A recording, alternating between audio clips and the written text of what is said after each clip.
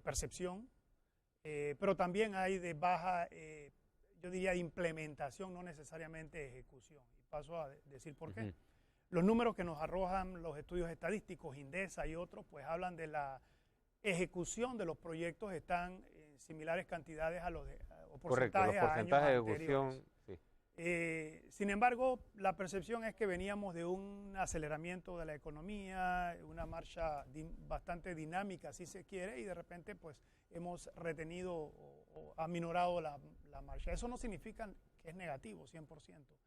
Lo que nosotros estamos abogando es porque sí notamos que hay procesos que están siendo obstaculizados en un momento dado, firmas de documentos muy puntuales para proceder y ejecutar proyectos ya aprobados y refrendados, no se han dado. Eso a nivel pues, de la construcción, y eso es preocupante. Recordemos siempre que dos de los grandes motores de la economía nacional son en primera instancia la construcción y en segunda instancia pues, el sector logístico. Así que yo, como he mencionado anteriormente, yo no voy a tratar de justificar a nadie. Sin embargo, puedo entender de dónde viene esa aprehensión de un funcionario de este gobierno precisamente de firmar cualquier documento previo a los escándalos que han habido y a los procesos investigativos que han salido a la luz pública. Mi mensaje de reflexión es que quien no la debe no la teme. Nosotros simplemente debemos ejecutar aquellos proyectos que resulten en los mejores intereses de nuestro país y por ende que van a mejorar la calidad de vida del panameño, y eso es puntual. Los funcionarios que en un momento dado tengan aprehensiones, yo sugiero que realmente depongan ese temor, y vuelvo y repito, si lo están haciendo en buena lid y está identificado que un proyecto es sólido, no hay que tener ningún temor a ejecutarlo, porque la demora en ejecutar todos estos proyectos va a impactar negativamente en nuestra economía. Nosotros necesitamos y queremos que la economía crezca. En la medida que la economía crezca, crece el país, se benefician los ciudadanos, se benefician las empresas, hay mayor atracción de inversión extranjera. Dos temas que surgen un poco de su respuesta, de lo que me está comentando. Por un lado, usted mencionó uno de ellos. Cuando el gobierno o algún representante del gobierno, sea el presidente de la República, el ministro de Economía y Finanzas u otros, se refieren a este tema, ellos hablan, por un lado, de que están siendo más prudentes, de que ahí hay demoras, de que están poniendo la casa en orden, claro, de que ahí hay demoras, de que los funcionarios que firman o refrendan están teniendo mucho más cuidado, producto de todo. Yo creo que es un conjunto de razones, claro, las que el gobierno está poniendo sobre la mesa. Voy a parar aquí para poder darle tiempo para poder comentar sobre esto, porque ahora mismo tenemos que irnos a corte. Al regresar, seguimos hablando con don Julio de la Lastra. Al regresar. Salario mínimo. Pronto regresamos, gracias a Gasco, el arte hecho cocina. Top 3. Salario mínimo. La Comisión Nacional del Salario Mínimo realizó la primera reunión que inicia la discusión del nuevo ajuste al sueldo base de los panameños. Top 2. Expectativas. ¿Qué espera el gremio empresarial de la economía del país, de las negociaciones del salario mínimo, de la relación con el gobierno y del mismo sector privado? Top 1. Gremios y transparencia. Para algunos analistas existe una relación entre transparencia, sector privado y desarrollo económico. ¿Qué posición tienen los gremios ante la coyuntura que vive el país? Estamos de vuelta, gracias a Gasco, el arte hecho cocina.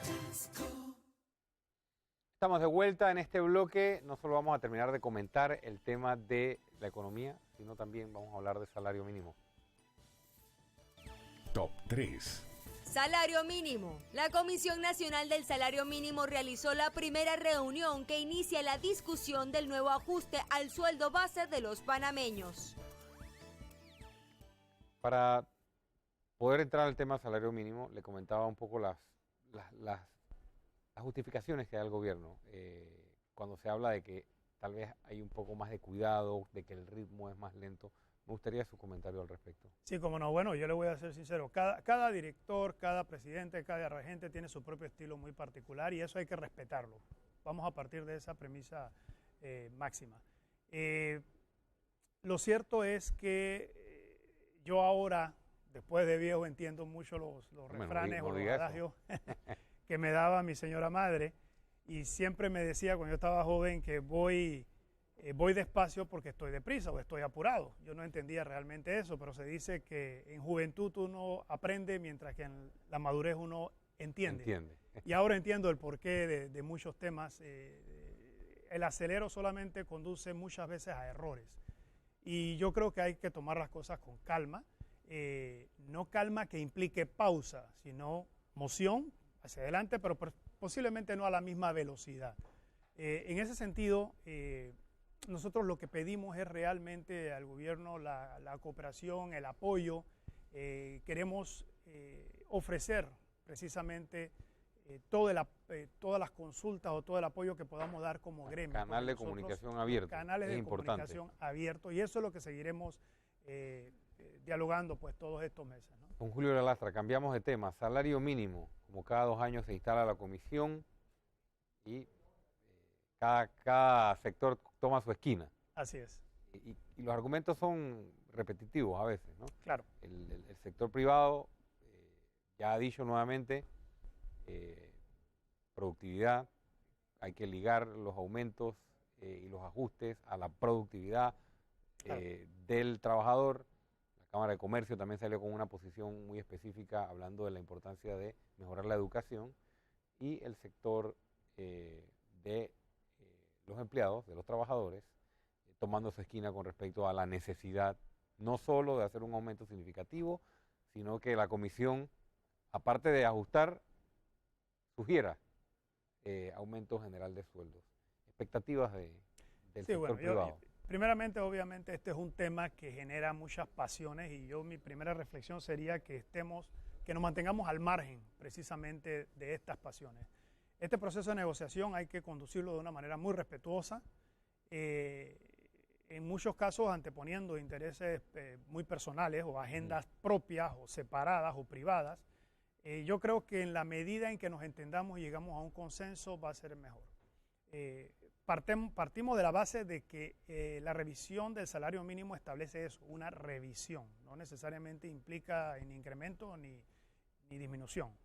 El tema de la revisión del salario mínimo es un tema complejo. Hay grupos ya organizados, obviamente, por parte del gobierno, por parte de la empresa privada, por parte de los trabajadores, que van a hacer consultas populares a lo largo y ancho de nuestro país, y van a tomar en cuenta precisamente situaciones económicas de las áreas, de los mercados, van a tomar en cuenta la inflación, van a tomar en cuenta, evidentemente, pues lo que se propone que sea en concepto de productividad.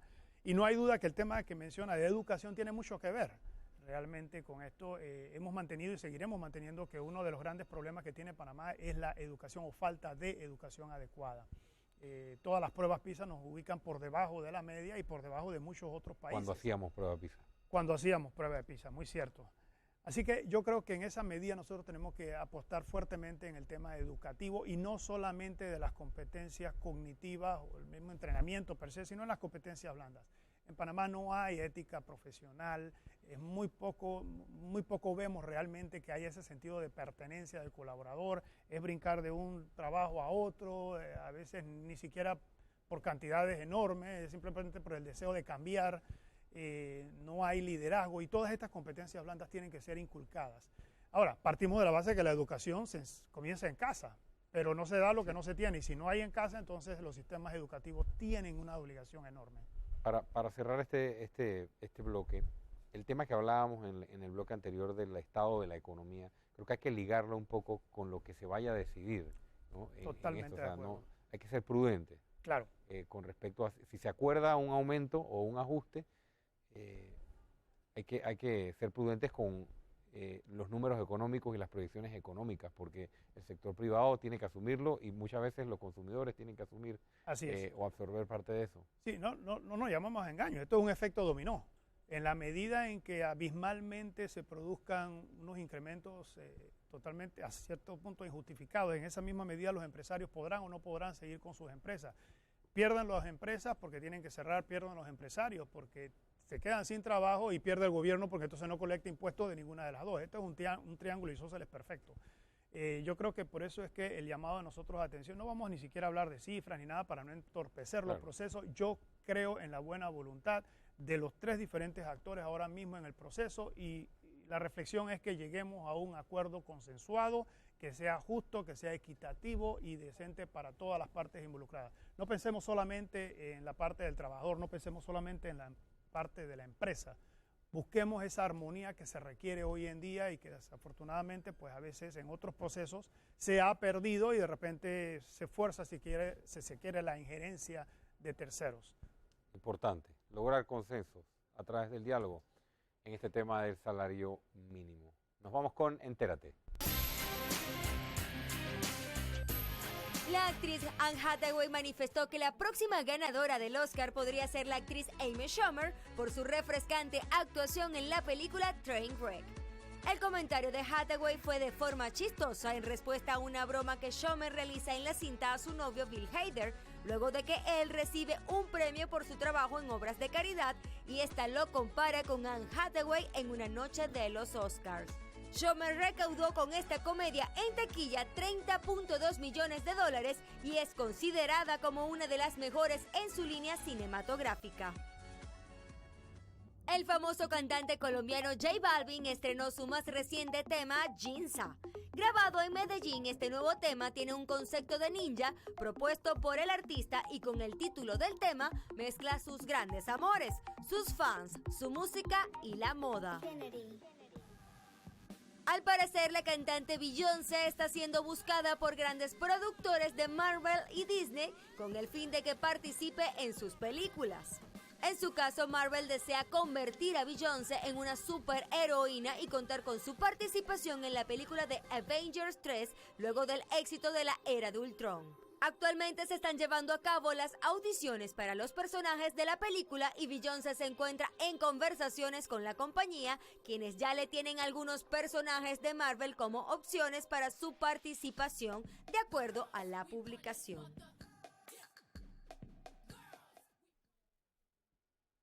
Si ya fue un éxito la taquilla de la película, imagínense ahora con estos planes que tienen. Seguimos. Cuando volvamos del cambio, hablando con don Julio de la Lastra, veamos con qué seguimos. Al regresar. Expectativas.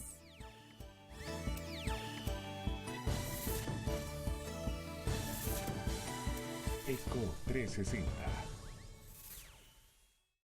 Top 2. Expectativas. ¿Qué espera el gremio empresarial de la economía del país, de las negociaciones del salario mínimo, de la relación con el gobierno y del mismo sector privado? Top 1. Gremios y transparencia. Para algunos analistas existe una relación entre transparencia, sector privado y desarrollo económico. ¿Qué posición tienen los gremios ante la coyuntura que vive el país?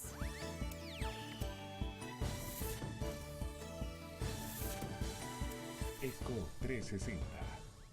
Estamos de vuelta en Eco 360. Vamos a conversar con nuestro invitado sobre el rol del gobierno y las expectativas del sector privado con respecto al rol que debe jugar el gobierno. Top 2. Expectativas. ¿Qué espera el gremio empresarial de la economía del país, de las negociaciones del salario mínimo, de la relación con el gobierno y del mismo sector privado? Con Julio de la Lastra, venimos de una administración que, dejando de lado todo el tema de los escándalos, porque en este momento no estamos analizando eso, era un estilo fuerte, no sé si usar la palabra intervención, pero sí se tomaron muchas decisiones inconsultas que causaron ciertos problemas para sectores. O sea, se intervenía, se decidía, se empujaba. Ahora vemos otro estilo, como usted bien lo describía, de un presidente que también es empresario, Claro. Pero que no parece ser el mismo librito. Sin embargo, ha habido algunas banderitas por ahí rojas sobre el tema de seguridad jurídica, algunos comunicados del sector privado. Su comentario. Sí, como no. Bueno, nosotros en el CONEP siempre vamos a defender la seguridad jurídica, la libre oferta y demanda, la libre empresa.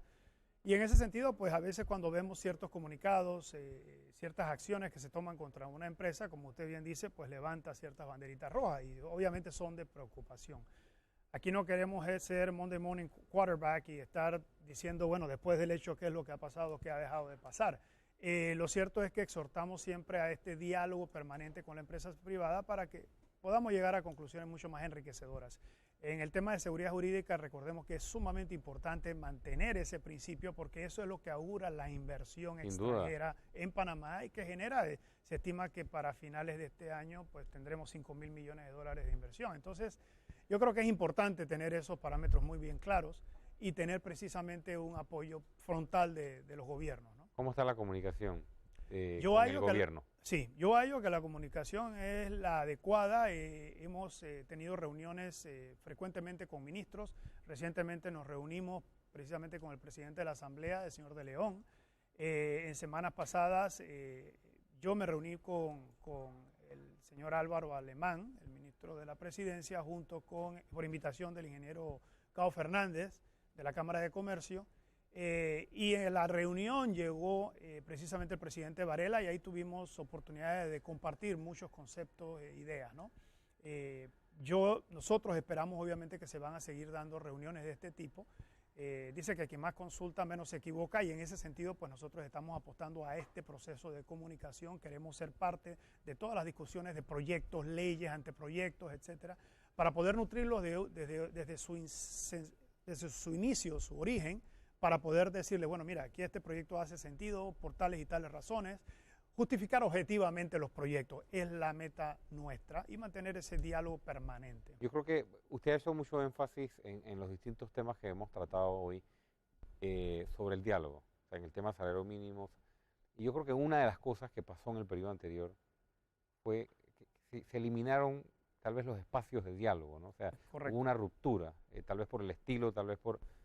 Es importante, y creo que se están construyendo espacios de diálogo en distintas direcciones. Eso es correcto. Nosotros tenemos grandes aspiraciones a continuar con el diálogo que ha habido anteriormente por el bien del país. Aquí el CONEP no tiene ninguna agenda oculta, quiere trabajar en función de la empresa privada, quiere trabajar en función de crear una mejor sociedad, producir empleos dignos, generar empleos dignos, y en términos generales generar riqueza para la sociedad y el país. Así que yo creo que en ese sentido pues el diálogo es sumamente importante y nosotros creemos firmemente en eso de la comunicación. Hay un gran problemita que se dice que la gran falla de la comunicación es la ilusión de que se está llevando a cabo. Estamos hablando el mismo idioma y muchas veces ni siquiera nos estamos comunicando. Y yo creo que hay que aprender todo el esquema de una comunicación efectiva. Por ahí hay una obra que es Diálogos para no dialogar. Exactamente, Sí. exactamente. Dejamos hasta aquí este bloque. Y nos vamos con un cambio y al regresar nuestro último bloque. Al regresar, A lo panameño. Pronto regresamos, gracias a Gasco, el arte hecho cocina.